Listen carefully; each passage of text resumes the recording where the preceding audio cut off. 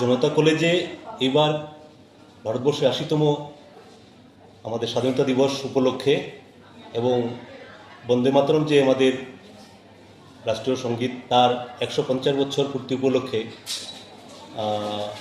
আমরা বিশেষ কিছু আয়োজন করছিলাম।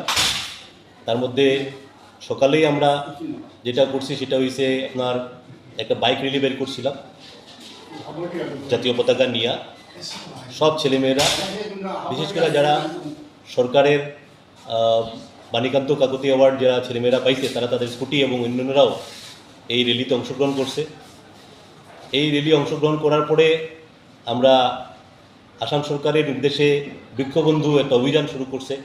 সেই অভিযানের অধীনে আমরা ছাত্রছাত্রীদের গাছ বিতরণ করতেছি, সাথে সাথে আমরা কলেজেও আজকে একটা বৃক্ষ রোপণ করা হয়েছে সব শিক্ষক শিক্ষিকাদের সহায়তায়।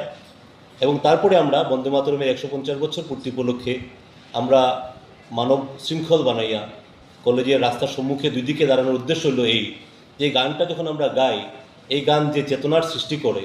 বিকজ একটা স্কুল বা একটা শিক্ষা প্রতিষ্ঠান সমাজের একটা আয়না, এবং সেই সমাজ গঠন করার সাথে সাথে সমাজ যখন গঠন হয় সেই সাথে সাথে একটা দেশ গঠন হয়।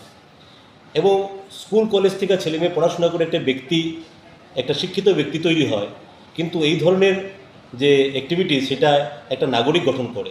একটা সুস্থ দেশ তৈরি করার জন্য এই ধরনের অ্যাক্টিভিটিসের প্রয়োজন। স্বাধীনতার পরবর্তী থেকেই দেখা গেছে ভারতবর্ষে আমাদের অনেকেই আছে যারা এখনও নিজেদের ভারতবাসী হিসাবে সেই ধরনের গর্বটা বোধ করে না। একটা দেশ বলতে কি বোঝায়? দেশ বলতে আমরা দেশের তো আমরা দেশ না ছুঁতে পারি না, ধরতে পারি, কিন্তু দেশের আছে প্রতীক, যেমন আমাদের পতাকা, যেমন আমাদের রাষ্ট্রীয় সঙ্গীত। এই যে প্রতীকগুলা, এই প্রতীকগুলা যখন আমরা আপন করি এবং প্রতীককে যখন শ্রদ্ধা করি বা সম্মান করি এবং আমরা নিজেরা যখন গর্বিত বোধ করি, শুধু গর্বিত নাগরিক নয়, গর্বিত ভারতবাসী হিসাবে করি, তখনই দেশ বা রাষ্ট্র তৈরি হয়, রাষ্ট্র শক্তিশালী হয়। সেই মেসেজগুলো দেওয়ার জন্যই ছাত্রদের মধ্যে আমরা সেই শুধু শিক্ষা না, সাথে সাথে চরিত্র এবং একটা সুস্থ নাগরিক গঠন করার উদ্দেশ্যে আমরা ছাত্রছাত্রীদের জন্য এই ধরনের আয়োজন করছি অ্যাক্টিভিটিসে। এবং আগামীকালকেও আমাদের কিছু অ্যাক্টিভিটি আছে। আমাদের জাতীয় পতাকা ওঠানো হইব। এছাড়াও আমরা আগামীকালকে আমাদের যে আমাদের পার্টিশন হররের উপরে একটা আমাদের বক্তৃতা আলোচনা হইব। আমাদের তিরঙ্গা র্যালি একটা আছে, যেটা আমাদের এনসিসি, এনএসএস এবং অন্যান্য কলেজের ছেলেমেয়েরা এই র্যালি করব। এবং এই র্যালিগুলো প্রত্যেকটাই আজকেও প্রচণ্ড গরমের মধ্যে আমাদের ছেলেমেয়েরা রাস্তার মধ্যে যে আয়োজনটা করছে তার উদ্দেশ্য হলো এই, শুধু আমরা না, সাথে সাথে সমাজও যেন এর প্রতিফলন পায় এবং সমাজও দেখে এবং অনুপ্রাণিত হয়। যখন কলেজ করতেছে তাদের মধ্যেও যদি এই বাণীটা যায়, যখন আমরাও এতে অংশগ্রহণ করি, সেই উদ্দেশ্যে আগামীকালকে আমরা সেই তিরঙ্গা যাত্রা র্যালি করব, আমাদের ছেলেমেয়েরা করব। আজকে আমি অত্যন্ত খুশি যে আমরা যে ভাবনা ভাবছিলাম, শিক্ষকদের কাছেও আমি কৃতজ্ঞ এবং আমার ছাত্রদের কাছে বিশেষ করে কৃতজ্ঞ। তারা সবাই এত বিশাল সংখ্যায় আইছে এবং অংশগ্রহণ করছে। এত প্রচণ্ড গরমের মধ্যে তারা গরমের বাধা অতিক্রম করে তারা এই ধরনের অনুষ্ঠানে আয়োজন করছে এবং সফলভাবে করছে। তাদের জন্য সবাইকে ধন্যবাদ। আশা করি আমাদের এই ছোটো পদক্ষেপে আমরা সমাজের প্রতি এবং দেশের প্রতি যে আমাদের কর্তব্য তা একটু হয়তো পালন করতে পারলাম। এটা একদিনের নয়, অনেক দিনের রেগুলার করতে হইব। আমরা সেই প্রতিজ্ঞাবদ্ধ হইলাম আমাদের দেশটারে আরও শক্তিশালী এবং গর্বিত ভারতীয় হিসাবে বাস করার জন্য। লেগেছে, মানে আমাদের একটা আলাদা উৎসাহ ছিল। বাচ্চাদের আমি দেখতে পেয়েছি, সবাই যোগদান করেছে, খুব প্রফুল্ল ছিল ওরা, আর আমাদেরও ভালো লেগেছে ওদের সঙ্গে। এত রোদ, এত সহ্য করে ওরা বেরিয়েছে সবাই। আর আমরা আজকে একটু অন্যরকম একটা বার্তা নিয়ে আমরা বেরিয়েছি, খুব ভালো লেগেছে। আজকে স্বাধীনতার প্রোগ্রামের স্বাধীনতা দিবসের আগের দিন আজকে সেই অনুষ্ঠানের অঙ্গ হিসাবে আমরা আজকে বৃক্ষরোপণ করলাম। এনএসএস এবং এনসিসি স্টুডেন্টরা সহ আমরা সমস্ত কলেজের সমস্ত শিক্ষক এবং ছাত্রদের সঙ্গে নিয়ে বৃক্ষরোপণ করলাম। এক পেন মাকে নামে সেই সরকারের সেই যে কর্মসূচি, সেই কর্মসূচিতে আমরাও অংশগ্রহণ করলাম। আজকে প্রতীকস্বরূপ আমরা আজকে একটা গাছই লাগালাম। তারপর সবাই একসঙ্গে আমরা গাইলাম, সব ছাত্ররা, স্টুডেন্টরা সবাই মিলে রাস্তার দিকে হাতে হাত ধরে সবাই মিলে বন্দে মাতরম গাইলাম। হাতে হাত ধরে গাওয়ার উদ্দেশ্য হচ্ছে যে সবাই একসাথে মিলে যাতে আমরা দেশ গঠনের জন্য চিন্তা করতে পারি, সবাই সব ছাত্র শিক্ষক আশেপাশের জনগণ সহ, তাই আমরা সেটা করেছি তাই রাস্তার সামনে পারবেন। আমি জানুয়ারি মাসে একবার হয়েছিল আমাদের কলেজে, সবাই আমরা মাস সিঙ্গিং করেছি বন্দে মাতরম। সত্যি কথা বলতে কি, বন্দে মাতরম তো আমাদের শুরু থেকেই জানি একটা ন্যাশনাল সং, কিন্তু সেভাবে ঠিক আমরা যেমন গেতাম না স্কুল কলেজগুলোতে, সবগুলোতে যেন ন্যাশনাল অ্যান্থেম যেভাবে গাওয়া হতো সেটার মর্যাদা অনেকটা মানে সেভাবে আমরা দিতে পারিনি।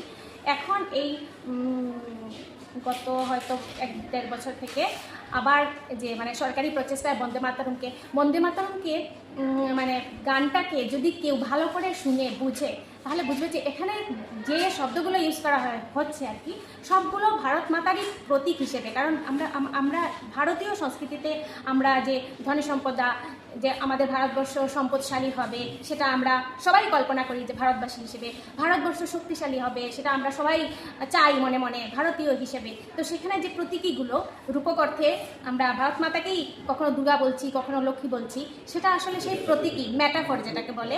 তো ওই জন্য সেই ভাব নিয়ে সংস্কৃতির যেটা কালচার, যেটা আমার মনে হয় বন্দে মাতরমটা পুরো ভারতীয় সংস্কৃতিকে ওতপ্রোতভাবে তুলে ধরে। তো সেটা আর কি খুবই আমাদের কলেজ থেকে হয়তো বিভিন্ন কলেজে হচ্ছে, স্কুলগুলোতেও হচ্ছে। এটা একটা খুবই আমার মনে হয় যে মহতি প্রয়াস, যে মানুষকে জনসাধারণকে বিশেষ করে স্কুলের ছাত্রছাত্রীদেরকে, আজকাল তো খুবই মানে ডিভিশনের একটা আবহাওয়া, সবই মানে আলাদা আলাদা আলাদা আলাদা, সবাইকে এক করে এক সুতায় বাঁধার একটা আমার মনে হয় খুব একটা ভালো প্রয়াস এই বন্দে মাতরমের মাধ্যমে মানে শুরু হয়েছে আর কি সব দিকে। তো আমারও খুব ভালো লেগেছে। আরেকটা যেটা বলতে চাই, ম্যাডাম বলেছেন যে আমাদের বৃক্ষরোপণ যেটা, সেটাও সরকারি প্রয়াস। এর মাকে না আমরা বন্দে মাতরম গাওয়ার জন্য এই ভর দুপুর বেলা বলতে গেলে রোদ্রে গিয়ে সবাই কিন্তু মনে মনে গাছ খুঁজছিলাম, যে একটা গাছ পেলে গাছের ছায়ার নিচে আমরা দাঁড়াবো। তো সেরকম পরিস্থিতিতে বোঝা যায় যে গাছের কি মাহাত্ম্য। ছোটো একটা গাছের নিচে আমরা সব টিচার্সরা দাঁড়িয়ে গেছি একটু ছায়া পাওয়ার জন্য। তো সেটাও আরেকটা মানে ফিলটা ভিতর থেকে আসে যে গাছ বৃক্ষ আমাদের কত উপকারী, গাছ কত প্রয়োজন। তো সেটা আমরা মন দিয়ে যাতে করি সেটারও একটা প্রয়াস। খুব ভালো লেগেছে। কালকে আছে আমাদের অনুষ্ঠান। আজকে এই যে আমাদের প্রোগ্রামটা হলো, প্রথম বাইক র্যালি হলো, তারপরে গাছ লাগানো হলো, তারপরে বন্দে মাতরম গাওয়া হলো। এই টোটাল প্রোগ্রামটা অ্যাকচুয়ালি আমরা আমাদের স্টুডেন্টদের শুধু যে টেক্সট বুকের মধ্যে, ক্লাসরুমের মধ্যে তাদেরকে বন্দি না রেখে এর বাইরেও যে তাদের দায়িত্ব আছে দেশের প্রতি, সমাজের প্রতি, সেইগুলো তাদেরকে বোঝানোর জন্য, সেই মূল্যবোধগুলো জাগানোর জন্য এটা একটা প্রয়াস আমাদের। আর আমাদের মহাত্মা গান্ধী বলেছিলেন যে education is the all-round development of human being. তো ছাত্রছাত্রীরা যদি শুধু টেক্সট বই পড়ে আর ক্লাসরুমের ভিতরে বইগুলো মুখস্থ করে পরীক্ষায় পাশ করে, তাহলে তো তাদের পুরো ডেভেলপমেন্টটা হয় না। তাই সমাজের প্রতি, দেশের প্রতি তাদের যে দায় আছে, দায়িত্ব আছে, সেগুলো তাদের বোঝা দরকার। আজকে যে বাইক র্যালি হলো, এই যে ওই দিকে গ্রামের দিকে ঘুরে আসলো, সেই স্টুডেন্টরা সেটা বুঝলো, দেখলো, এবং গ্রামের মানুষরাও সেটা দেখলেন।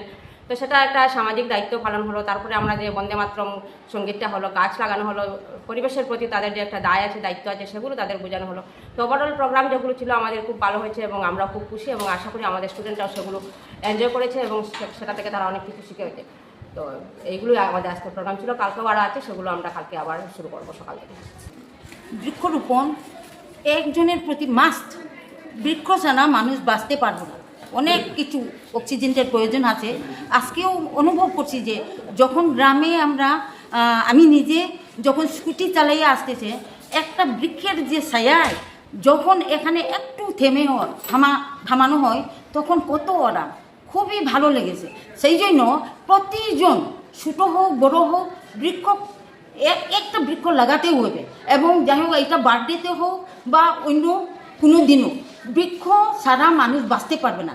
এবং বর্তমান যে যুগে মানে এত গরমের প্রভাব পড়তেছে, সেইটা বৃক্ষ ছাড়া বাঁচতে পারবো না। সেই জন্য প্রতিজন একটা হোক, দুইটা হোক, তিনটা হোক, বৃক্ষরোপণ করতে হবে।